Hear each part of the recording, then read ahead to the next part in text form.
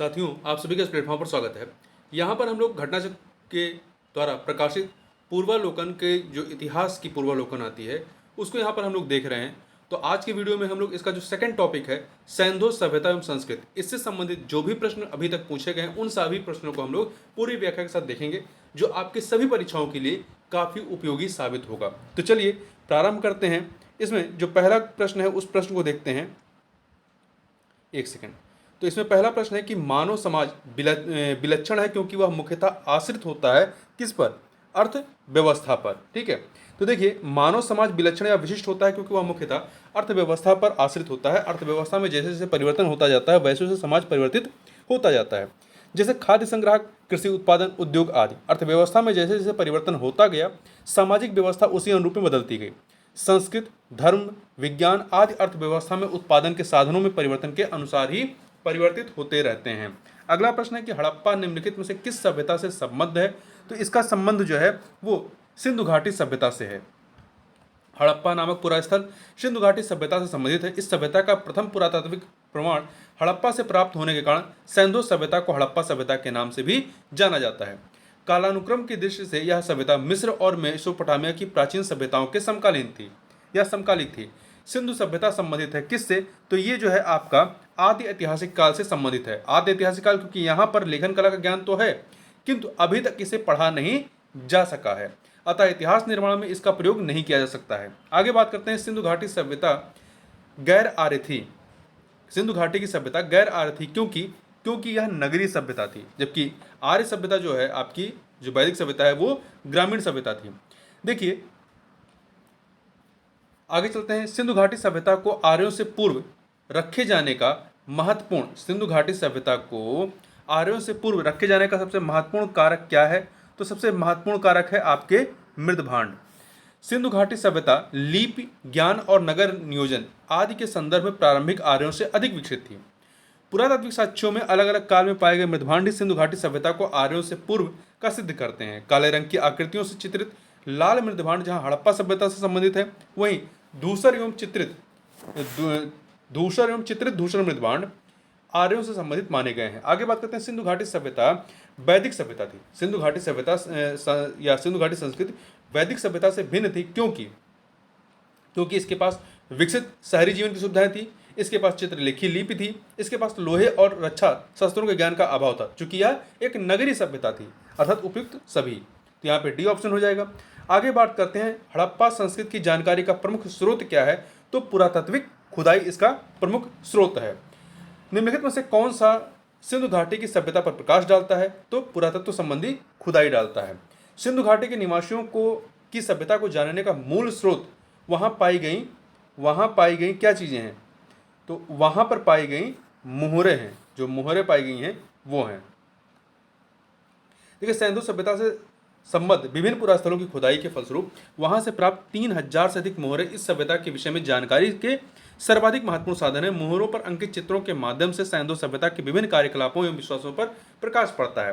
हड़प्पा सभ्यता की उत्पत्ति के संदर्भ में निम्नलिखित में से कौन सा जोड़ा सही नहीं है ये बताना। देखिए, एम रफीक मुगल का कहना था हड़प्पा सभ्यता ने मेसोपोटामिया सभ्यता से प्रेरणा ली। तो देखिए, ये इनका कथन नहीं था, ये इनका कहना नहीं था, इस चीज को याद रखिएगा। एक सेकंड।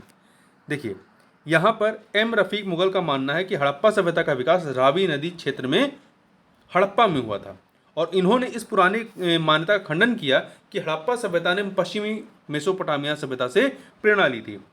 ये कहना था कि जो कथन दिया गया है पहला कि हड़प्पा सभ्यता ने मेसोपोटामिया सभ्यता से प्रेरणा ली, ये E.J.H. मैके का मानना था। ठीक है, नहीं, एक सेकेंड। यहां पर अन्य को देखें तो E.J.H. मैके का मानना था सुमेर से लोगों का पलायन हुआ, सुमेर अर्थात मेसोपोटामिया से। मार्टिमर व्हीलर का मानना था पश्चिमी एशिया से सभ्यता के विचार का प्रवसन हुआ। अमलन घोष का मानना था हड़प्पा सभ्यता का उद्भव पूर्व हड़प्पा सभ्यता की परिपक्वता के परिणाम स्वरूप हुआ। आगे बढ़ते हैं। क्वेश्चन नंबर 11 देखते हैं। इसमें 2 सूचियां दी गई हैं। इन 2 सूचियों का हमें क्या करना है? सही मिलान करना है कि किसके अन्वेषण का कार्य जो है वो किसने किया था। तो यहाँ पर देख लेते हैं। देखिए, हड़प्पा जो स्थल है उससे Dayaram Sahni, Hastinapur BB Lal, Takshashila John Marshall, Kaushambi, NG Majumdar. Bharat में चांदी की उपलब्धता के प्राचीनतम साक्ष्य मिलते हैं, कहाँ से मिलते हैं? हड़प्पा संस्कृत से मिलते हैं। मोहनजोदाड़ो और हड़प्पा के निवासियों के मध्य इसके विधिवत प्रयोग के साक्ष्य मिलते हैं। ये लोग राजस्थान की जावर और अजमेर खानों से चांदी प्राप्त करते रहे होंगे। हड़प्पा में मिट्टी के बर्तनों पर सामान्यतः किस रंग का उपयोग हुआ है? तो सामान्यतः लाल रंग का उपयोग हुआ है। ठीक है, आगे चलते हैं। अगला प्रश्न है कि मूर्ति पूजा का आरंभ कब से माना जाता है? तो मूर्ति पूजा का प्रारंभ पूर्व आर्य से माना जाता है। सैंधव सभ्यता में मूर्ति पूजा प्रचलित थी। इसके उदाहरण अनेक सैंधव पुरास्थलों से प्राप्त मातृ देवी की मृण मूर्तियों तथा मोहरों पर प्राप्त चित्र हैं।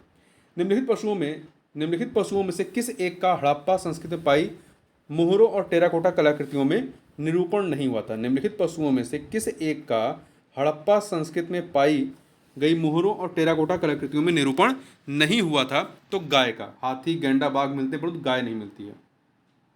गाय को महत्व वैदिक काल में वैदिक काल में प्राप्त होता है। निम्नलिखित में से कौन सा एक हड़प्पा स्थल नहीं है? तो देखिए, इसमें से चंदहोलो, कोटदीजी, देशलपुर, ये सभी के सभी हड़प्पा स्थल हैं, परंतु शौगारा ये उत्तर प्रदेश के गोरखपुर में राप्ती नदी के किनारे स्थित एक गांव है। यहाँ से मौर्यकालीन ताम्रपत्र अभिलेख मिला है, जिसमें यहाँ अन्नागार होने का विवरण मिलता है। तो इस तरीके से ये हड़प्पा स्थल नहीं है। आगे चलते हैं, क्वेश्चन नंबर 17 देखते हैं। एक सेकंड, क्वेश्चन नंबर 17, यहाँ पर दो सूचियाँ हैं, प्राचीन स्थल और पुरातत्वीय खोज। यहाँ से क्या मिले हैं? तो यहाँ पर देख लेते हैं मिलान करके। एक सेकंड, तो यहाँ पर लोथल से गोदीबाड़ा मिला है, कालीबंगा से जुता हुआ खोद मिला है, जुता हुआ खेत मिला है। और इसके अतिरिक्त यहाँ पर देखिए धौलावीरा से हड़प्पन लिपि के बड़े आकार के 10 चिन्हों वाला एक शिलालेख मिला है। बनवाली से पक्की मिट्टी की बनी हुई हल्की प्रतिकृति मिली है। तो 2143 अर्थात बी ऑप्शन हो जाएगा।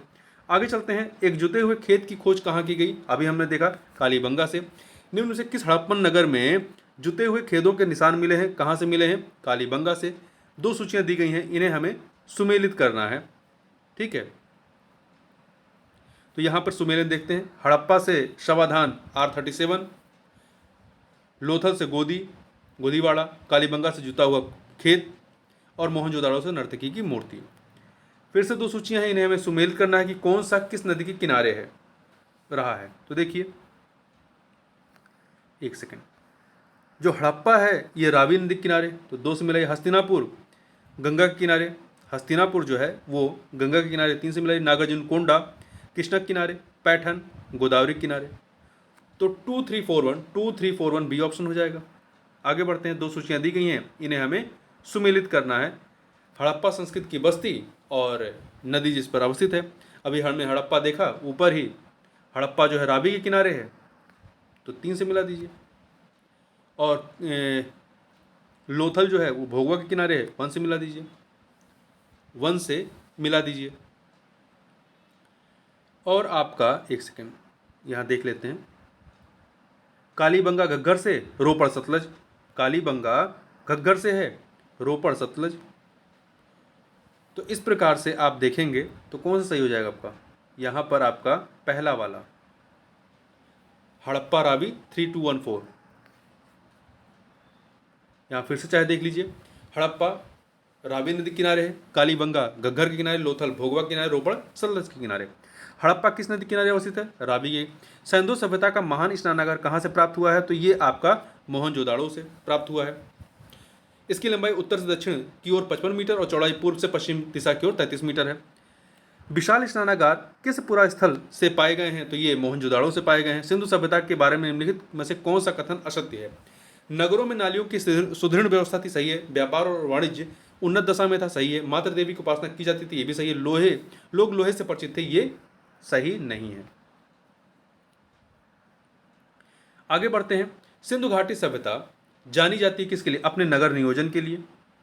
मोहनजोदाड़ो हड़प्पा के लिए, अपने कृषि संबंधी कार्य के लिए एवं अपने उद्योगों के लिए, सभी के लिए। तो उपयुक्त सभी, डी ऑप्शन। आगे बढ़ते हैं, निम्नांकित में से किसका सुमेल नहीं है? आलमगीर उत्तर प्रदेश में है, ठीक है, ये सब हड़प्पा स्थल है। लोथल गुजरात में है, कालीबंगा हरियाणा में नहीं है, कालीबंगा राजस्थान में है। कालीबंगा राजस्थान में, राजस्थान के हनुमानगढ़ जिले में स्थित है। इसकी खोज वर्ष 1951 में 1951 में अमलानंद घोष ने की थी। रोपड़ पंजाब में है। नीचे दो सूचियां हैं, निम्न से दो सूचियां नहीं, निम्न से सिंधु सभ्यता संबंधित कौन से केंद्र उत्तर प्रदेश में स्थित हैं? नीचे दिए गए कूट में से सही उत्तर का चयन कीजिए। तो देखिए, आलमगीरपुर और हुलास ये दोनों उत्तर प्रदेश में, लोथल आपका गुजरात में है और कालीबंगा राजस्थान में है, तो डी ऑप्शन हो जाएगा। क्वेश्चन नंबर 30 देखते हैं। क्वेश्चन नंबर 30 देखते हैं, हड़प्पा संस्कृति के स्थल एवं उनकी स्थिति संबंधी निम्नलिखित युगों में से कौन एक सही सुमेलित नहीं है? तो ये आलमगीरपुर उत्तर प्रदेश में, बनवाली हरियाणा में, दैमाबाद महाराष्ट्र, राखीगढ़ी राजस्थान में नहीं, राखीगढ़ी हरियाणा में है, राजस्थान में कालीबंगा है, ठीक है, तो यहाँ पे डी वाला सही नहीं है। दो सूचियाँ दी गई हैं, हड़प्पीय स्थल और स्थिति। तो देखिए, यहाँ देखिए मांडा कहाँ पे है? मांडा जम्मू कश्मीर, तो 3 से मिलाइए। दैमाबाद महाराष्ट्र, कालीबंगा राजस्थान, राखीगढ़ी हरियाणा, तो 3412 सी ऑप्शन। आगे चलते हैं, अगला प्रश्न है, दो सूचियाँ फिर से दी गई हैं, हड़प्पा पुरा स्थल और संघ या राज्य भारत के राज्य कहाँ पर ये पाए जाते हैं? तो देखिए, आप ऐसे मिलाइए, हुलास जो है उत्तर प्रदेश, 1 से मिला दीजिए। मांडा जो है आपका जम्मू कश्मीर, 2 से देखिए। और बालू और पाडरी के बारे में देखते हैं, बालू और पाडरी के बारे में। बालू हरियाणा में है, पाडरी गुजरात में है। बालू हरियाणा में है और पाडरी गुजरात में, तो इस प्रकार से आप मिला देंगे यहाँ पर, तो डी ऑप्शन 3241। फिर से देखिए, बालू हरियाणा में, मांडा जम्मू कश्मीर में, पाडरी गुजरात में, हुलास उत्तर प्रदेश में। हड़प्पा संस्कृति के निम्नलिखित स्थलों में से कौन सिंध में अवस्थित है? कौन से सिंध में अवस्थित हैं? तो देखिए, आपका इसमें जो है मोहनजोदाड़ो और चंदहुदड़ो, ये आपके सिंध में अवस्थित हैं, ठीक है। हड़प्पा पाकिस्तान के पंजाब में स्थित है और सुरकोटदा जो है वो गुजरात में अवस्थित है। आगे बढ़ते हैं, मोहनजोदाड़ो निम्नलिखित में से कहाँ पर अवस्थित है? तो मोहनजोदाड़ो जो है ये कहाँ पर, पाकिस्तान के सिंध प्रांत में है। चंदहुदड़ो के उत्खनन का निर्देशन किया था, किसने किया था? जे.एच. मैके ने। मोहनजोदाड़ो से लगभग 130 किलोमीटर दक्षिण पूर्व में स्थित चंदहुदड़ो की खोज सर्वप्रथम वर्ष 1931 में एन.जी. मजूमदार ने किया था तथा वर्ष 1935-36 में मैके ने यहाँ उत्खनन किया था। आगे चलते हैं, अगला प्रश्न है, सिंधु घाटी सभ्यता का कौन सा स्थान आप पाकिस्तान में है? तो आपका जो हड़प्पा वाला स्थल है वो पाकिस्तान में, आलमगीरपुर उत्तर प्रदेश में है, कालीबंगा राजस्थान में है, लोथल गुजरात में है। रंगपुर जहाँ हड़प्पा की समकालीन सभ्यता थी, ये कहाँ पर है? सौराष्ट्र में है, सौराष्ट्र गुजरात, रंगपुर गुजरात के सौराष्ट्र क्षेत्र में स्थित है। दधेरी एक परवर्ती हड़प्पीय पुरास्थल है। दधेरी जो है एक परवर्ती हड़प्पीय पुरास्थल है, कहाँ की? पंजाब की, जो पंजाब प्रांत के लुधियाना जिले में गोविंदगढ़ के पास स्थित है, ठीक है। दधेरी स्थल जो है चित्रित धूसर मृदभांड काल से संबंधित है, जो कि आर्यों के आगमन का काल भी है। सिंधु सभ्यता का कौन सा स्थान भारत में स्थित है? तो लोथल गुजरात में है, भोगा नदी के तट पर। वह हड़प्पी नगर जिसका प्रतिनिधित्व लोथल का पूरा स्थल करता है, किस नदी पर स्थित है? तो भोगवा नदी के तट पर स्थित है। आगे बढ़ते हैं, लोथल जो है गुजरात के अहमदाबाद जिले में भोगवा नदी के किनारे स्थित है और यहाँ की सर्वाधिक महत्वपूर्ण उपलब्धि क्या है? हड़प्पाकालीन बंदरगाह। हड़प्पा स्थल या सभ्यता स्थल लोथल स्थित है, कहाँ पे? गुजरात में। सिंधु घाटी सभ्यता का पत्तन नगर कौन सा था? लोथल। निम्नलिखित में से कौन सा एक हड़प्पा का बंदरगाह है? लोथल। निम्न में से किस हड़प्पाकालीन स्थल से हल्का टेराकोटा प्राप्त हुआ है? तो बनवाली से, बनवाली हरियाणा के फतेहाबाद जिले में स्थित है। निम्नलिखित में से कौन सा सिंधु घाटी की सभ्यता से संबंधित स्थल नहीं है? तो कालीबंगा, रोपड़, लोथल है, परंतु पाटलिपुत्र इससे संबंधित नहीं है। पाटलिपुत्र मौर्यकाल से संबंधित कह सकते हैं, या महाजनपद कालीन एक प्रमुख नगर है। भारत में हड़प्पा का बृहद स्थल कौन सा है? तो ये राखीगढ़ी हरियाणा में है। हरियाणा के हिसार जिले में अवस्थित राखीगढ़ी हड़प्पा सभ्यता का सबसे बड़ा स्थल है। मोहनजोदाड़ो, हड़प्पा और गनवेरी वाला ये पाकिस्तान में है। राखीगढ़ी एवं धौलावीरा भारत में है। भारत का सबसे बड़ा हड़प्पनपुरा स्थल कौन सा है? अभी हमने ऊपर देखा राखीगढ़ी है हरियाणा का। स्थापित सिंधु घाटी सभ्यता जिन नदियों के तट पर बसी थी वे नदियाँ कौन सी थीं? तो वे नदियों में आपका सिंधु है, चेनाब है, झेलम है, परंतु इसमें गंगा नहीं है। 1 2 3। सिंधु घाटी के लोग विश्वास करते थे किस में? तो देखिए, ये स्टार लगा हुआ है, इसकी व्याख्या पढ़ लेते हैं। सिंधु घाटी सभ्यता की लीप को अभी तक पढ़ा नहीं जा सकता। इस कारण उन लोगों के धार्मिक विश्वास के बारे में निश्चित तौर पर कुछ नहीं कहा जा सकता। उत्खनन में प्राप्त स्त्री मूर्तियों की बहुलता से मातृशक्ति की उपासना का अनुमान लगाया जाता है। पुरुष आकृतियों से शिव की पूजा अनुमानित होती है। अग्निकुंड या यज्ञ वेदिकाएं भी प्राप्त हुई हैं। मृतकों के साथ दैनिक उपयोग की वस्तुओं के दफनाने से आत्मा में विश्वास का भी अनुमान लगाया जाता है। फिर भी कई विद्वान इन्हें मुख्यतः मातृशक्ति का उपासक मानते हैं, लेकिन निश्चित तौर पर इस प्रश्न का उत्तर नहीं दिया जा सकता। तो यदि देखा जाए तो मातृशक्ति, यदि एक चुनना हो तो मातृशक्ति के रूप में माना जाएगा। आगे बढ़ते हैं, क्वेश्चन नंबर 50। सिंधु घाटी सभ्यता के लोग पूजा करते थे किसकी? पशुपति की पूजा के साक्ष्य मिलते हैं। मोहनजोदाड़ो एवं हड़प्पा की पुरातात्विक खुदाई के प्रभारी कौन थे? Sir John Marshall. और इनके ही निर्देश पर वर्ष 1921 में दयाराम साहनी ने हड़प्पा तथा वर्ष 1922 में रखालदास बनर्जी ने मोहनजोदाड़ो की टीलों का पता लगाया था। सिंधु घाटी सभ्यता को खोज निकालने में जिन दो भारतीयों का नाम जुड़ा है वे कौन है? रखालदास बनर्जी तथा दयाराम साहनी। दयाराम साहनी हड़प्पा से, रखालदास बनर्जी मोहनजोदाड़ो संबंधित थे। निम्नलिखित में से कौन सुमेलित नहीं है? हड़प्पा से दयाराम साहनी सही है। लोथल से एस.आर. राव सही है। सुरकोटडा से जे.पी. जोशी। धौलावीरा से बी.के. थापड़ नहीं है। बी.के. थापड़ यहाँ से नहीं है, ठीक है, बल्कि आर.एस. बिष्ट हैं। आर.एस. बिष्ट। आगे बढ़ते हैं। हड़प्पा का उत्खनन करने वाले प्रथम पुरातत्वविद जो इसके महत्व को नहीं समझ सके वो थे ए कनिंघम। निम्नलिखित में से कौन हड़प्पा और मोहनजोदाड़ो के उत्खनन से संबंधित नहीं थे? तो देखिए, आर.डी. बनर्जी, के.एन. दीक्षित, एम.एस. वत्स, ये सभी संबंधित थे, परंतु बी.ए. स्मिथ इससे संबंधित नहीं थे। बी.ए. स्मिथ हड़प्पा सभ्यता की खोज संबंधित नहीं थे, बल्कि वे एक भारतविद एवं कला इतिहासकार के रूप में प्रसिद्ध थे। सिंधु सभ्यता की विकसित अवस्था में निम्नलिखित में से किस स्थल से घरों में कुएं के अवशेष मिले हैं? तो ये भी स्टार है, देखिए व्याख्या देखिए। जय नारायण पांडे की पुस्तक पुरातत्व विमर्श के पृष्ठ संख्या 386 के अनुसार सिंधु सभ्यता के अधिकांश नगरों के लगभग प्रत्येक घर में निजी कुएं एवं स्नानागार होते थे और पानी के निकास के लिए नालियों की व्यवस्था थी। रामशरण शर्मा की पुस्तक प्राचीन भारत का इतिहास के पृष्ठ संख्या 78 के अनुसार कालीबंगा में प्राय सभी घरों में कुएं थे। तो यदि सभी घरों में की बात करें तो यहाँ पे कालीबंगा मान लेंगे, अदरवाइज सभी में पाए जाते हैं। आगे बढ़ते हैं।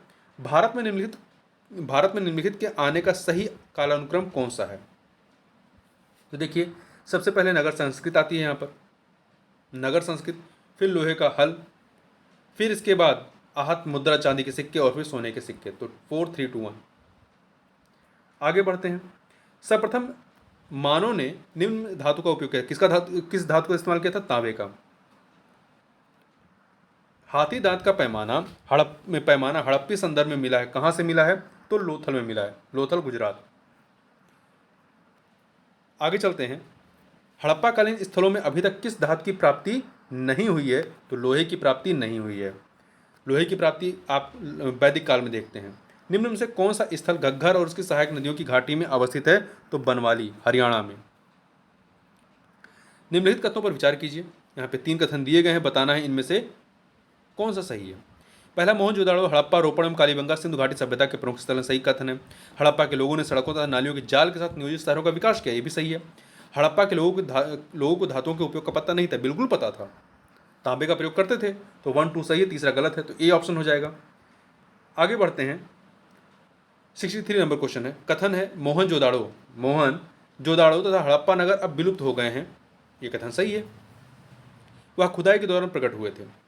ये भी सही है, परंतु ये स्पष्टीकरण नहीं दे रहा है, व्याख्या नहीं कर रहा है, ठीक है, तो यहाँ पे बी ऑप्शन हो जाएगा। आगे बढ़ते हैं। हड़प्पन संस्कृत के संदर्भ में शैलीकृत स्थापत्य के प्रमाण कहाँ से मिले हैं? तो ये धौलावीरा से मिले हैं।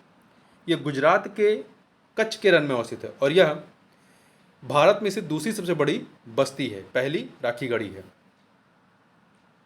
यहाँ से शैलकृत जलकुंड, रॉक कट रिजर्वायर पाए गए हैं। धौलावीरा जिस राज्य में स्थित है वह राज्य कौन सा है? तो गुजरात में है, गुजरात के कच्छ के रन में। कौन सा हड़प्पीय नगर 3 भागों में विभक्त है? कौन सा 3 भागों में विभक्त है? तो धौलावीरा, गुजरात का धौलावीरा। ये नगर आयताकार बना था। इस नगर को 3 भागों, किला, मध्य नगर और निचला नगर में विभाजित किया गया था। निम्नलिखित में से कौन से स्थल में 3 नगरों के अवशेष प्राप्त हुए हैं? तो कहाँ से मिले हैं? धौलावीरा से।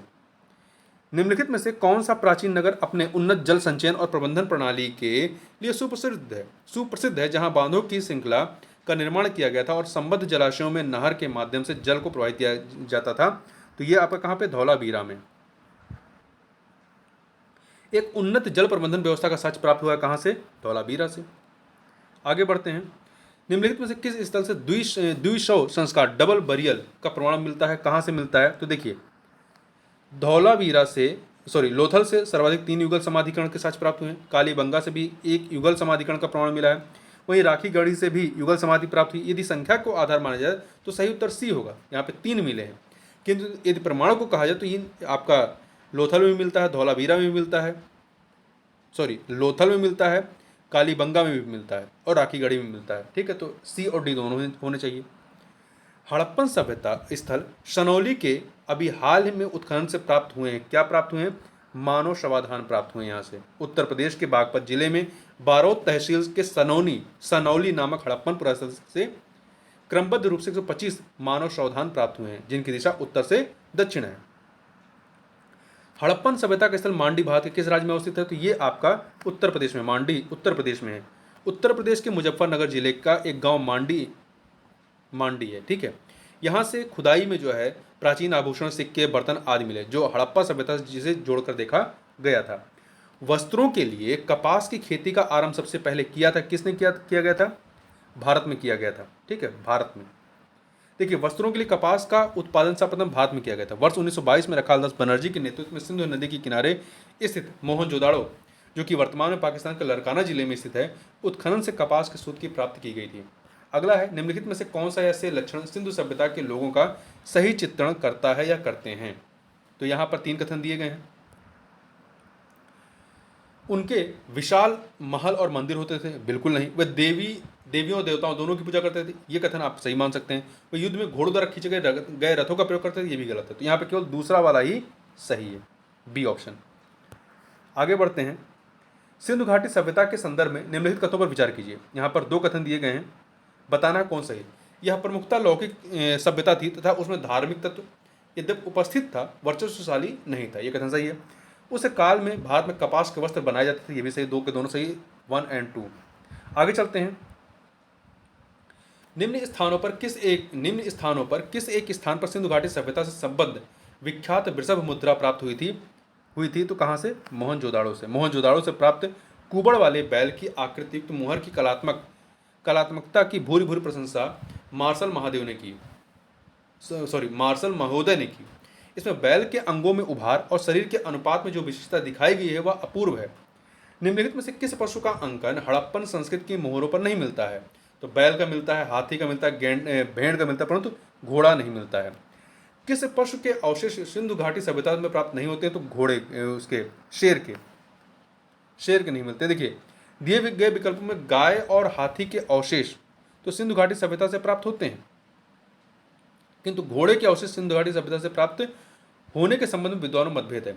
आधुनिक उत्खनन के निष्कर्षों के आधार पर अनेक प्रख्यात विद्वानों ने घोड़े के अवशेषों के सिंधु घाटी की सभ्यता से प्राप्त होने के अभिमत की पुष्टि की है। दूसरी ओर सिंधु घाटी की सभ्यता के उत्खनन से बाघ एवं चीता के अवशेष की प्राप्ति का उल्लेख तो है, किंतु शेर का उल्लेख प्राप्त नहीं होता है, अतः उत्तर ए होगा। मृण पट्टिका पर उत्कीर्ण सिंह युक्त देवता की कृति प्राप्त हुई है। कहाँ से प्राप्त हुई है? तो ये आपका कालीबंगा से। कहाँ से? कालीबंगा से प्राप्त हुई है। ठीक है,